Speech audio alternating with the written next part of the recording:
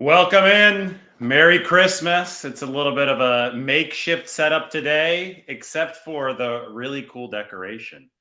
That is from my fiance, Margot, for Christmas. It's the signed Frank Gore jersey that I'm sure you've seen before, but it's all nice and framed now. But it's not up on a wall yet. So I put it up on a couple chairs, just so it's in the background of the video. It's Christmas. Got to put it in the background of the video. I mean, Christmas colors, right? The 49ers have that red. But anyway, Frank Gore jersey gets in the background for Lombardi's look back.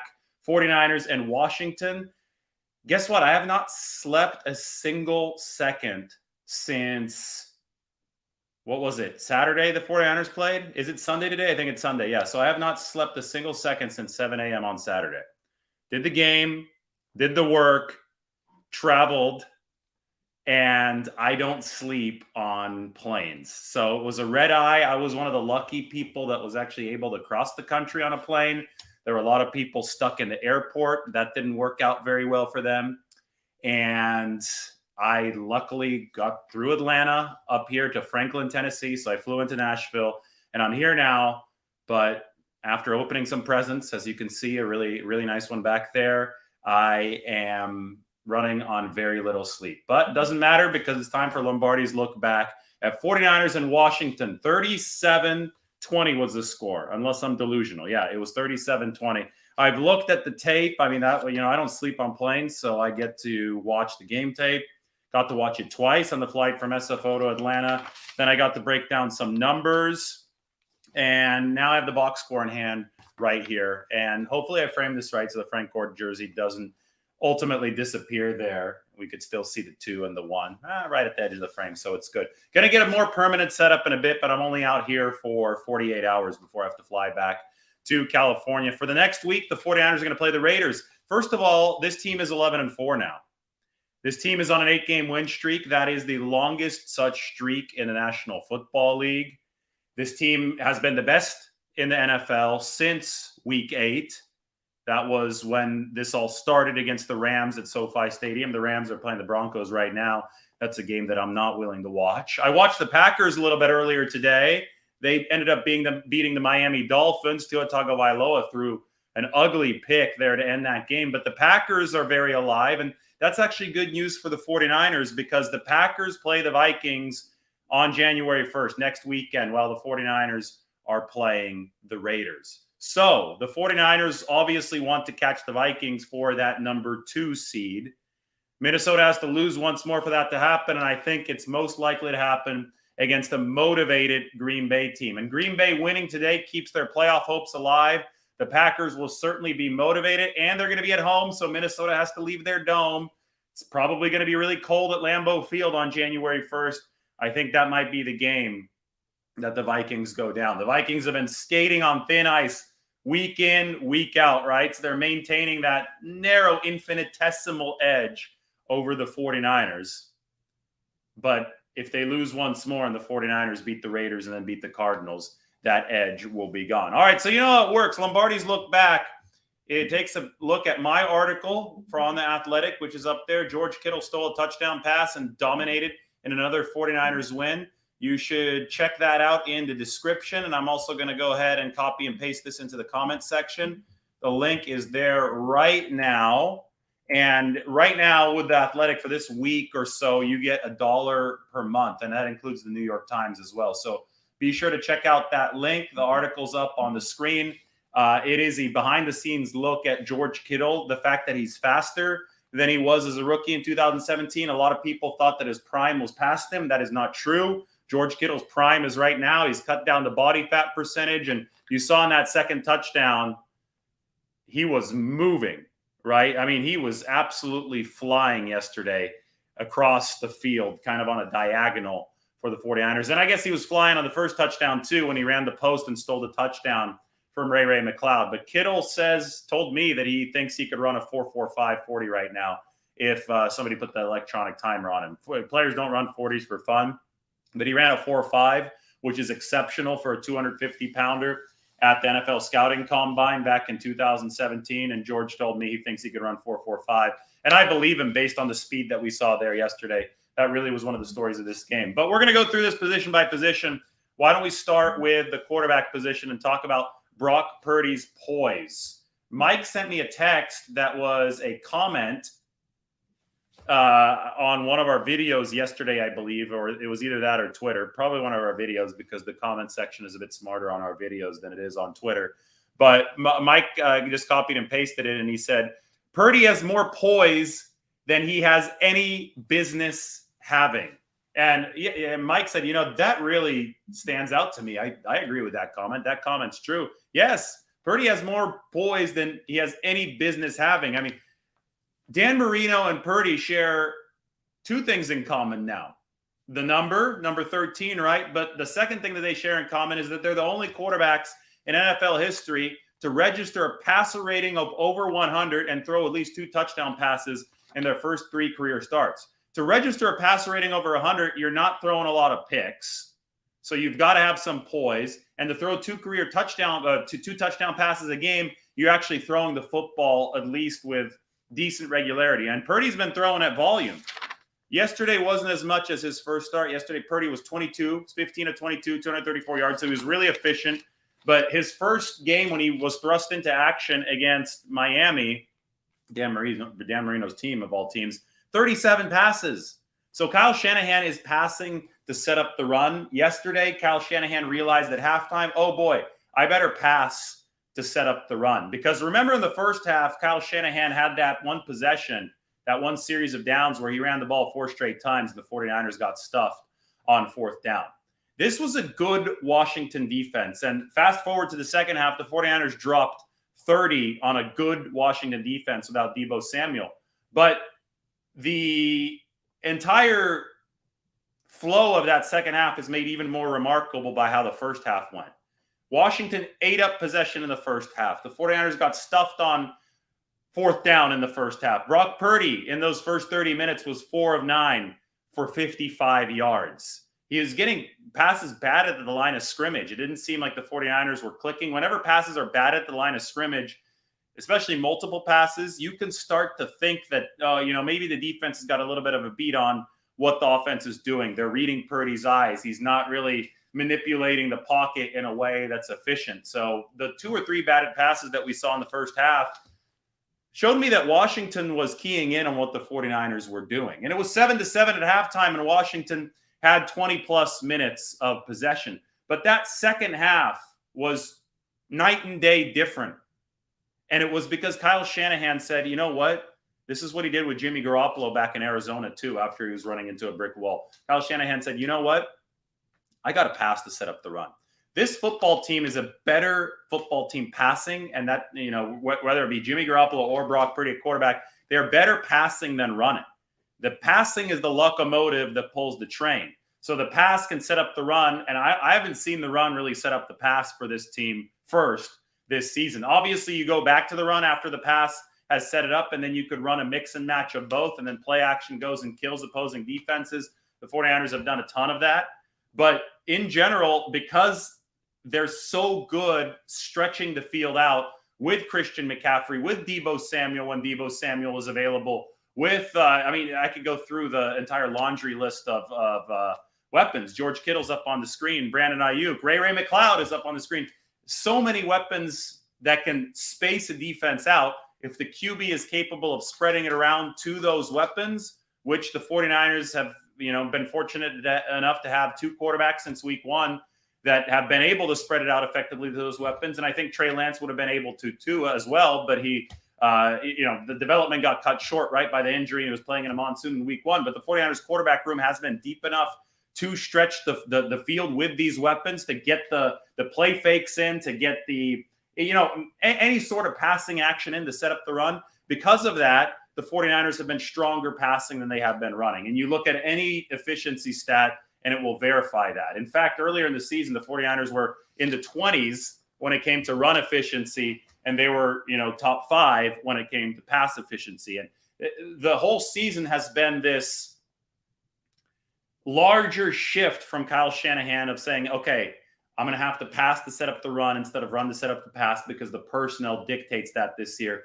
And we saw that shift, that season-long shift encapsulated within the course of one game yesterday against Washington. First half, Purdy only threw 9 times, 4 of 9 nothing much doing. Tie game at halftime. Washington dominating possession. Second half, 49ers take off 30 points. Obviously, some help from the defense because of the takeaway situation and plus territory, but it was still a clear pass to set up the run effort for the San Francisco 49ers there in the second half. So anyway, Purdy, 15 of 22, 234 yards, 2 touchdowns, and an interception that was not his fault.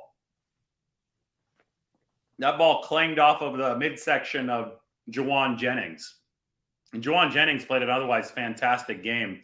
Made a really nice catch from Brock Purdy. I thought one of Purdy's best throws yesterday was early in the game. It was one of the 4 completions in the first half where he had to throw slightly behind Jennings to keep it away from the middle linebacker on the play, and Jennings kind of slid down, made the catch near the ground. That was a third down conversion early on that, to me, showcased that Brock Purdy has got that middle of the field touch and wherewithal to know which way different defenders in different zones are breaking. So he has the accuracy and the touch and the smarts to put the ball in the right spot without risking an interception on the throw like that. But B, I mean, it also showed that he's got a nice connection with Juwan Jennings, which is really important to pick up third downs because it's third and Juwan, right? Juwan Jennings is always there on those money downs. But, we talk about Purdy's poise, and the 49ers keep on talking about his 4 years of college starting experience. That obviously is a huge deal.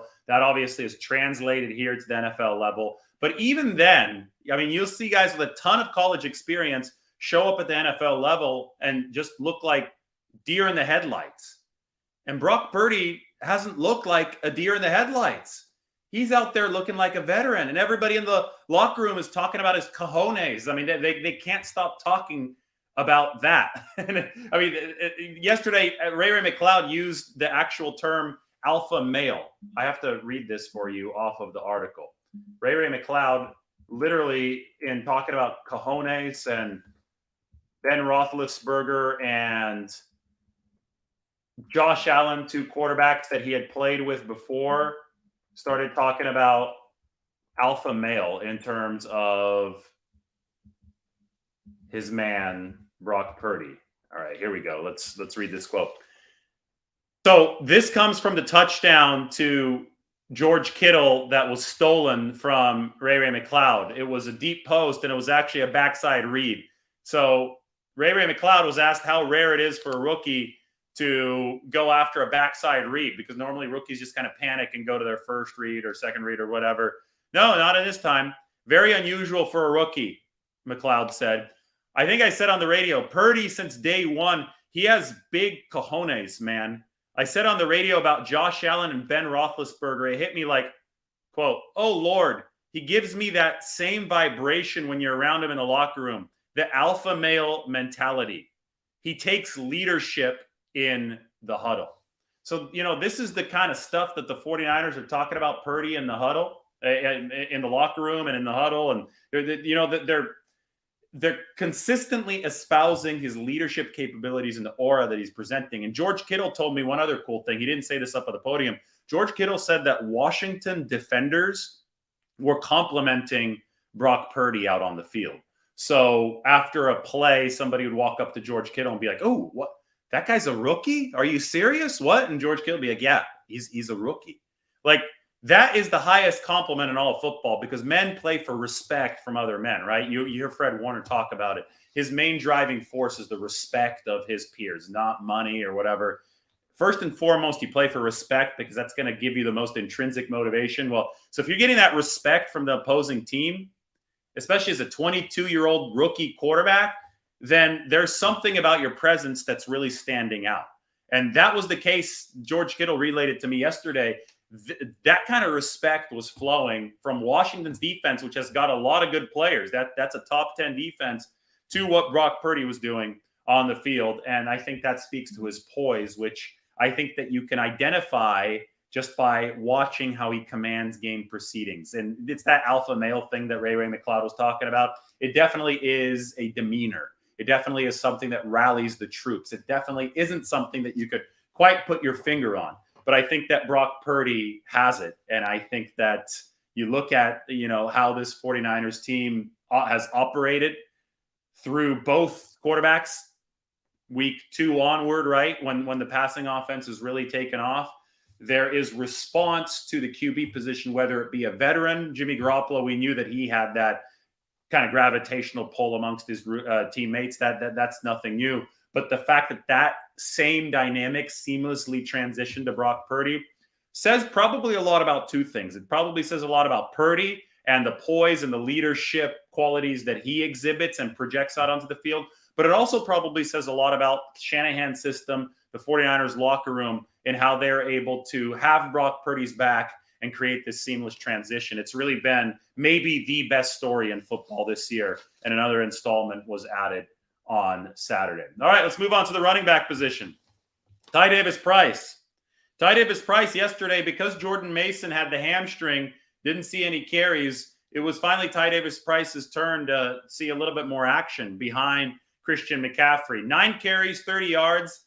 I thought there was some good. I thought there was some bad. I thought there was a little bit of a lack of vision on the 3rd and short that preceded the terrible Harvard-Stanford option is what I call it. They try to run use check on the 4th down option, and he desperately pitched it back to Christian McCaffrey, and the play didn't work at all. I think Kyle Shanahan will take the Harvard-Stanford option and throw it right in the trash can, or at least he should after that. But the play prior to that, I saw Ty Davis-Price just run up against the brick wall. But, I watched the game tape too. Washington won that rep at almost every single spot, kind of like the 49ers defensive line won at essentially every single position on their 4th down goal line stand. So where should have Ty Davis-Price gone? I don't know.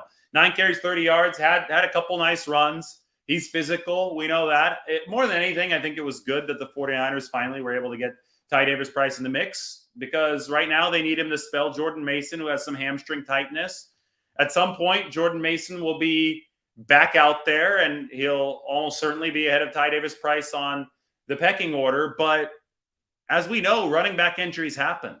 And to get through the grind of a season, you need so many of these bodies. And there's a non-zero chance, as much as I hate to say it, and we could all knock on wood if we are superstitious, but there's a non-zero chance the 49ers are going to have to dip into that running back depth to get to the finish line this season. And Ty Davis-Price might be a guy who gets some key carries down the stretch. So to me, it was important that he got his 9 carries yesterday for 30 yards. It was a nice way to develop that room. Now, speaking of running backs, Ray McCloud, that was the longest rushing touchdown for a receiver. And Ray McCloud's up on your screen. Longest rushing touchdown for a receiver, 71 yards in 49ers history, and also the longest rushing touchdown for a receiver in the NFL since 2016. That's 6 years. That's not an insignificant period of time. Now, that play, to me, was so emblematic of everything that the 49ers have tried to establish under Kyle Shanahan. You want positionless skill position versatility, right? So your receivers are taking handoffs and your running backs are catching passes. And that's really hard to defend because, you could come out in a formation that looks like a passing formation and you could run out of it. And then on that, it was like an end around handoff from Ray McCloud. He just goes right behind Brock Purdy. The 49ers really disguised their intentions. If you watch that play again, the technique on the handoff is such that Brock Purdy is shielding the handoff from the defense. So the defense is not sure if that's going to be a play fake or if McCloud has it. And I think that freezes the defense in its tracks for at least a split second. And the way that McCloud shot out of a cannon and the type of blocking that he had on the right side from McGlinchey, and no, I don't think it was a hold. I watched that again. I thought that was a clean block. I think McGlinchey just kind of crumpled his guy down underneath him. But McGlinchey, lead block, Christian McCaffrey, George Kittle, Willie Snead, big block on that play. When you get that type of blocking and you combine a head of steam from Ray McCloud, who obviously knows how to pick up speed in a hurry, he's a punt returner by trade, and you combine that with getting the defense the stutter step just a little bit because you run an end-around handoff and the defense is not sure if it's going to be a play fake. I mean, just think to what all the action the 49ers ran against the Seattle Seahawks, all the crazy fakes and the Seahawks biting on each one of them. Well, here you have to take into account that if you're Washington, after watching film for a whole week of Shanahan and this offense, you have to take into account the possibility that Brock Purdy is going to hold on to that pass. And if he's going to hold on to that pass, you can't crash immediately after Ray McCloud. You're going to have a little bit of restraint in going after McCloud. And If you have a little bit of restraint and the blocking is perfect and McLeod doesn't have any restraint, he's running full speed, it might get ugly. And it got ugly, untouched, 71 yards to the end zone. Shanahan in his bag with that play call, and I think we're going to see more of that. Deebo Samuel might be back this week. McLeod is playing the Deebo Samuel position, obviously with more lightning than Deebo Samuel, who is the Thunder. So just imagine the creativity that Kyle Shanahan can embed here if he runs a Thunder and Lightning package with two Deebos out there. One Ray, right? One Ray, one Deebo. Lightning and Thunder, Lightning, whichever order you want to put it in. I think Kyle Shanahan can mix and match stuff to really, really make things a headache for opposing defenses, and they already are a headache for opposing defenses. All right, wide receivers, tight ends. I guess I just talked a little bit about Ray McLeod, but I want to talk about the guy up on your screen, George Kittle. Make sure you check out the article. It's in the description of the video, and I put it up in the comments section. 6 catches, 120 yards for George Kittle. Big catch on the very first third down of the game. And you could tell Brock Purdy and Kittle had something cooking at that point. Then it really got cooking in the second half. Kittle did steal that touchdown from McLeod. It was supposed to be a crosser from Kittle. McLeod was running the post, but the defense and the alignment was so bad from Washington that Kittle saw wide open spaces and he said, hey, I'm going to run there too. And he actually joked around that he thought that Ray McLeod was a safety trying to hit him. So the guy who was the intended target on the play. Brock Purdy even said that he was throwing to Ray McLeod. The intended target on the play ended up being who George Kittle, the guy who scored the touchdown, who caught the touchdown, thought was a defender. I guess it's a good thing when the closest defender to a play is your own guy. That's how badly the 49ers beat Washington on that play. So, I mean, a lot of times in a situation like that, it's a no, yes kind of situation, right? First, everybody on the sideline and Ray and McLeod himself is like, what the hell is George Kittle doing? No, like run the cross. Oh, that's what he's doing. He's wide open. It's a touchdown. So I think it's important to have star power on your football team that is able to break off script and not be robotic in a situation like that, because I mean, yes, Ray McLeod might beat the defense regardless there. All he did was have to beat the corner and the safety wasn't in position. But there can be other situations, and it's hard to illustrate an example in a short period of time, but there could be other situations where following the blueprint just isn't in the best interest of the play. And having guys that have been around the league for a few years, like George Kittle, Ray McLeod too, but Kittle, obviously now in year 6, he's been around the league. He knows coverages. He sees when the defense has screwed something up. And Kyle Shanahan can't see if the defense has screwed something up sometimes pre-snap. So the play call won't account for that. It's good to have a player who's resourceful enough, smart enough, brave enough to take advantage of the fact that the defense might have forgotten something and you can't identify it until post-snap. And that was the kind of improvisation that we saw yesterday from George Kittle on that touchdown. I thought that was really cool, and I call him the Grinch who stole Ray McLeod's touchdown catch. Ray McLeod could have done 2/3 of a McCaffrey, right? He could have had a touchdown run and a touchdown catch, only the touchdown pass to go, but George Kittle stole it. And then George Kittle had the nerve in the post-game press conference to wear a Santa hat.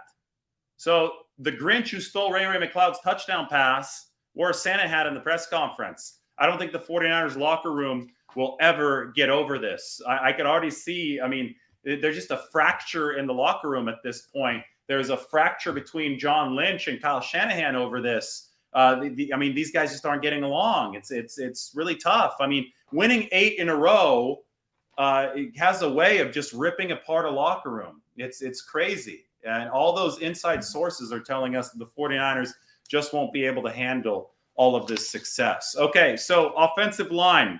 We're moving on now to a unit that I thought played maybe its best football of the season yesterday. No pressures allowed for the I told you I haven't slept since 7 a.m. on Saturday morning. It's now nearly 6 p.m. Central Time here in Franklin, Tennessee. I had a red-eye flight yesterday, and I didn't sleep at all. I just watched game tape. So I haven't slept in something like, somebody could do the math for me in the comments section, maybe 36 hours or so, right? And I just said that the 49ers only gave up 0 pressures. They gave up only 4. But the 49ers defensive line generated 31 pressures. Remember the misbalance in Seattle? It was really similar. A lot of pressures generated, very few pressures allowed. That indicates that you've dominated the line of scrimmage. And to dominate the line of scrimmage against a team like Washington, that at least with its D-line generally dominates other teams in the line of scrimmage, that's impressive. So the 49ers offensive line gave up only 4 pressures all game. They kept Brock Purdy clean. The 49ers ran for 153 yards and 26 carries. That's 5.9 per carry. 71 of those 153 yards. So essentially half of those yards came on Ray McLeod's touchdown. But A, it counts too. And B, this was a game where Washington was stacking the box. So McCaffrey was, I already talked about Davis Price, right? 9 for 30. McCaffrey was 15 for 46. Purdy had 1 run for 6 yards. This was a lot of 8-man boxes from Washington. They were daring the 49ers to pass. And like I said, the 49ers were trying to run to set up the pass against brick walls, stacked boxes in the first half. Kyle Shanahan made the appropriate adjustment in the second half, switching to pass to set up the run, and it worked. And there were guys wide open downfield. I talk about George Kittle, fastest he's ever been, wide open downfield. Juwan Jennings, not wide open, but also getting open downfield. Juwan Jennings doing the blocking on some of those wide open downfield pass plays, including on the one to Brandon Ayuk. He had a big explosive of his own. So run didn't set up the pass because Washington's was just so zeroed in on the run. In that way, it did set up the pass, but the 49ers basically just capitalized on a defense that was overcommitted against the run. And then the tricky part was making sure that they could handle Washington pressure. They needed to make sure they could keep Brock Purdy clean on those passing attempts. And only 4 pressures when Brock Purdy had 22 pass attempts against the defensive line that featured Chase Young, Daron Payne. I mean, that's impressive. And the O-line just did not let up a lot yesterday for the 49ers. And, I talked about entering the game, right guard. I'm going to have to see if this is still the case. But right guard, over the case of Purdy's tenure, hadn't given up a single pressure. Clean sheet for right guard. Jake Brent, that's Spencer Burford and Daniel Brunskill. Jake Brendel, fresh off of a Pro Bowl alternate nod at center. He's done a good job in pass protection this season. I think Aaron Banks had a penalty in this game yesterday, but other than that, I thought he played solid football. Mike McGlinchey had a pair of false starts that hurt the 49ers. And to me, that was the biggest weakness of the offensive performance, were procedural penalties that killed 49ers drives, or at least made 49ers drives harder in the red zone. And they ended up settling for field goals. And I looked up and the 49ers were dominating the game, yet they were only up 30-14. It was still a 2-possession game. That was a problem. Those were points, 3-point drives the 49ers needed to have be 6 or 7-point drives. And procedural issues, penalties, such as those 2 false starts on Mike McGlinchey cost them. It's also why I think at the end of the game, George Kittle's 4th and 3 catch from Brock Purdy to seal it right before Christian McCaffrey's touchdown was really big, because for symbolic purposes, you didn't want to leave with another field goal drive. That was the Achilles heel of the offense down the stretch yesterday. You wanted to punch it in there at the end. And I think that Shanahan's 4th down decision-making has improved. Early in the game, he decided to go for it on 4th down. It was a smart decision to go for it, in my opinion. Bad play call with the Stanford-Harvard option pitch, whatever the hell that was. Hopefully it's in the trash can. Later in the game, good decision to go for it. Good play call. Purdy hits George Kittle. Bad pass from Purdy. Great catch for George Kittle. Should have, been a touchdown, but you got to give Brock Purdy some slack, right, in a situation like that, because he's been so good otherwise. Slightly erratic on some of the accuracy, but no quarterback is going to be perfect. And George Kittle is such a beast that he's able to really help a QB make up for some of that inaccuracy there. Then they're making Iowa State jokes after. Supposedly that's the reason why they didn't connect for George Kittle's 3rd touchdown catch of the day. Defensive line. Let's move over to the defensive side of the ball. 31 pressures in a Nick Bosa show. So Bosa had 8 pressures. Eric Armstead had 7 pressures. You could go through the list here. I'm even going to find it. You can go through the list and find all of the pressures. It was a tremendously balanced effort for the 49ers defensive line. Nick Bosa, 8. Eric Armstead, 7. Charles Omenihu, 5. Sansom Ebukam, 3. Jordan Willis, oh, what a game Jordan Willis had. 3 pressures. Michael Dwumfor, 2 pressures. Akeem Spence, 2 pressures. And T.Y. McGill, 1 pressure. That is, here, I said this yesterday. The 49ers defensive line is not as overpowering as it was in 2019, but it's still damn good. And Chris Kasarik is so good at developing these guys to rush in cohesion that he creates an effective rush, even if there is no dominant pass rusher winning a rep on any given play. So Nick Bosa had dominant reps yesterday. 3 sacks. He only counted 2 because for whatever reason, they don't count the 2-point conversion sack. But I mean, Nick Bosa just went to work against left tackle yesterday, right? And when he sees an opening, he is in such good physical condition. He is so big. He is so strong. He's so quick. It's over for the left tackle or the right tackle or the guard or whoever the hell he's rushing against. But that's not going to happen on every single snap. I mean, the guys are paid to block too. You know, Nick Bosa is not the only one out there who's a professional.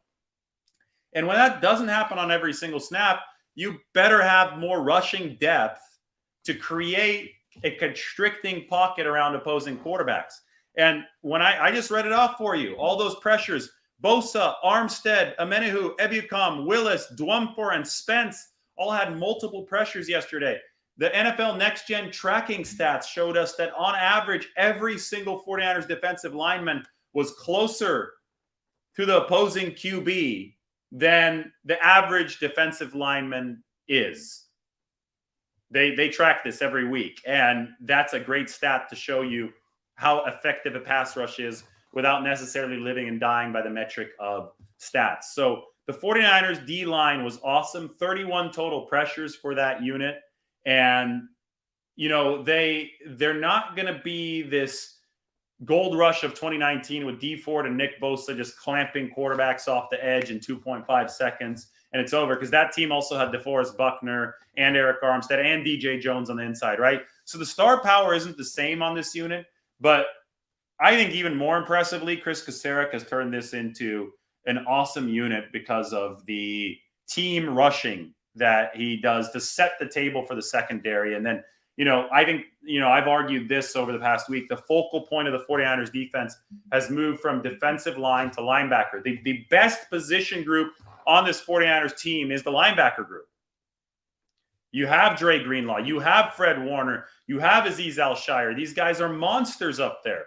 I mean, even if you go into the depth, Thorne Burks, I mean, this is the heartbeat of the defense. And I think it's fitting because the defensive coordinator is a former All-Pro linebacker in DeMeco Ryans, and linebackers coach Johnny Holland is so respected on this team. But yesterday, that linebacking crew had to show some guts. The 49ers, you know, Dre Greenlaw is ready to knock people out anytime. There's a reason why Kyle Shanahan calls him Mike Tyson. But Fred Warner is known around the league as the best pass defending linebacker, right? He's totally shut down the middle of the field against the pass this year. He's not as well known for just getting down and dirty against the run. But against Washington, a team that was ultra committed to running the football, that's exactly what Fred Warner had to do. And they ran 30-plus times yesterday. They were going to bruise. Antonio Gibson weighs 225 pounds, right? I mean, both of their running backs, Robinson and Gibson, 220-plus. They were going to man up, and they were going to challenge the 49ers linebackers who were going to have to man up in return. So it wasn't all going to be Fred Warner sitting there in pass coverage. Fred Warner was going to have to deliver in run defense. And he led the 49ers with 13 tackles.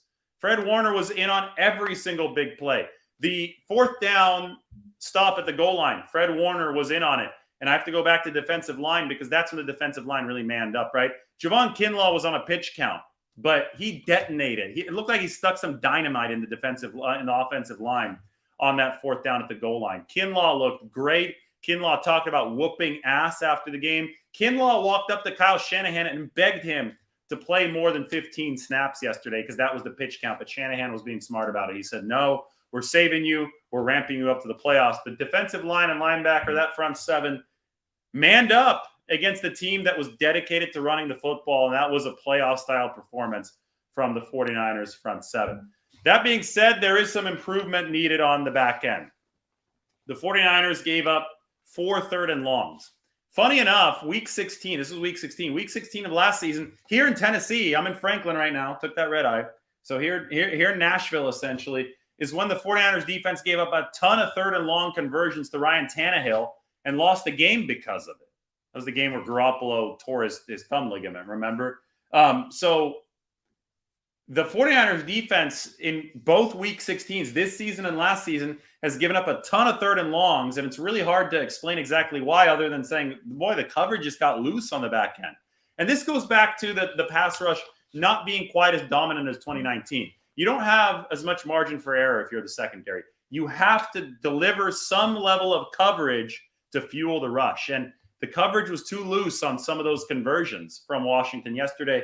And guess what? Teams are going to note that. Teams are going to note that when Charvarius Ward was out and Samuel Womack came in, Washington had success targeting downfield. You're only as good as your worst cornerback.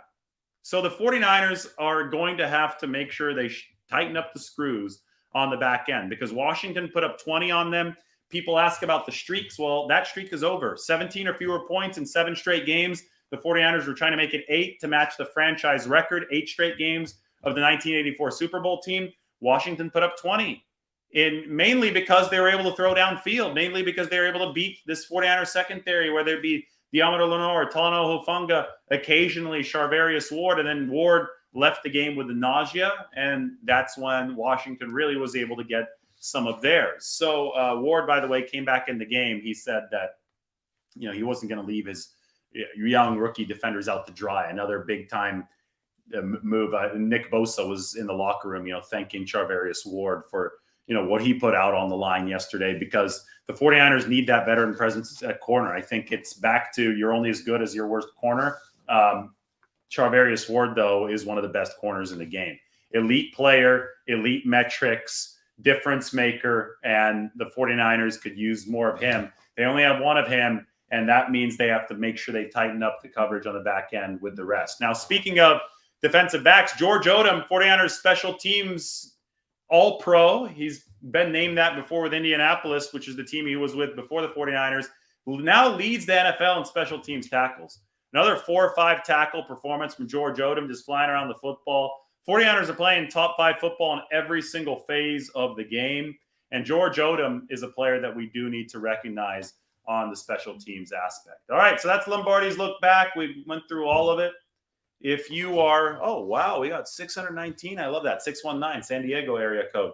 I'm not going to answer questions today because it's Christmas and I have some time to go spend with family right now. But if you want to go check out the article on George Kittle and stealing touchdown passes from Ray McCloud, go ahead and check it out. I'm going to put it one more time in the chat section. The 49ers were, I thought, excellent again yesterday. Obviously there were holes on the roster, and I talked about the 3 holes on Twitter that stood out to me.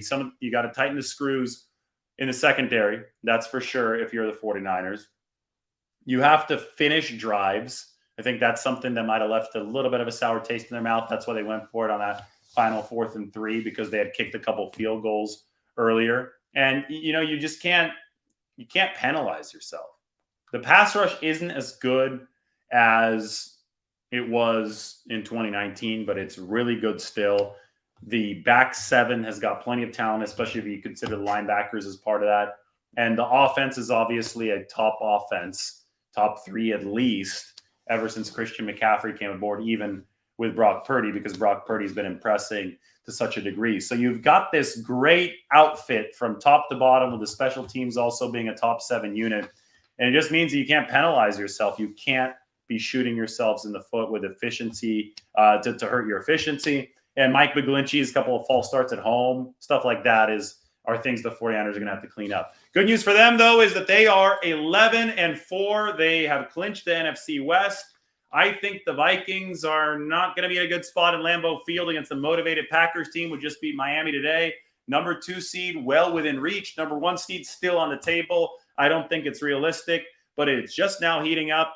The next month plus might be the most fun time you've ever had if you're a 49ers fan watching this show. So I'll continue to blanket cover it everybody, make sure that you have a great Christmas. Subscribe to The Athletic. That's right up on the screen. Follow me on Twitter. And those of you who are new, welcome to our 2022 49ers coverage. We're about to turn the calendar to 2023. All right, and those of you who just showed up, this is from Margot back behind me. That is the Frank Gore jersey, signed and framed. Nice little Christmas gift, right? Good little temporary background for the video before we put it up on the wall. So fun stuff all around. Hope you like the Gore jersey. Maybe show you some more a little bit later. But everybody take care. This has been Lombardi's Look Back. 49ers 37, Commanders 20. Hey, 49ers, best team in the NFL? I think so. Hey, parting gift. Parting gift. Let me show you one more thing. Promise, this is it. I always do this, the team tier check-in at the end of these shows. So, I think it's only right that I do another team tier check-in for you. See where the 49ers are after yesterday's win. Takes a lot of setting up. All right, let's make this big on the screen. Look at that. This is after week 8. This is during the win streak. 49ers way up here, upper right, dominating the rest of the league. It's the 49ers, and then it is everyone else. I'm just giving you objective facts right now. It is the 49ers, and it is everyone else. They should probably be Super Bowl favorites right now. I think that Vegas is going to give a lot of credence to Patrick Mahomes, as it probably should. But the 49ers need to start circling the wagons, thinking about how they can become better, fix some of those issues I talked about, finishing drives in the secondary, because ultimately the final boss might be waiting for them, and that's Patrick Mahomes. But that's a ways away, so we'll talk about that later. Merry Christmas to everybody. Thank you for joining the live on December 25th. It's been a good one. Talk to everybody soon. Take care now.